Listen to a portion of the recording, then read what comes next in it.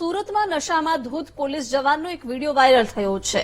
નશામાં ધૂત પોલીસ જવાને લારીને ટક્કર મારી હતી અને અન્ય રાહદારીઓ સાથે પણ પોલીસ જવાનનું ગેરવર્તન જોવા મળ્યું। પોલીસ જવાનને લોકોએ ઝડપીને ઉધડો લીધો હતો, જ્યાં સહારા દરવાજા વિસ્તારનો આ વિડીયો હોવાનું અનુમાન સેવવામાં આવી રહ્યું છે।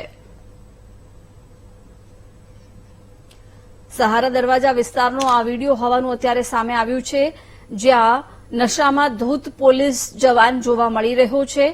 એક લારીવાળાને પણ તેને ધક્કો માર્યો હતો। રાહદારીઓ સાથે પણ પોલીસ જવાને ગેરવર્તન કર્યું હતું। પોલીસ જવાને લારીને પણ ટક્કર મારી હતી। વિગતો મેળવીશું સંવાદદાતા શૈલેષ પાસેથી। શૈલેષ, વાયરલ વિડીયોને લઈને શું વિગતો છે વધુ?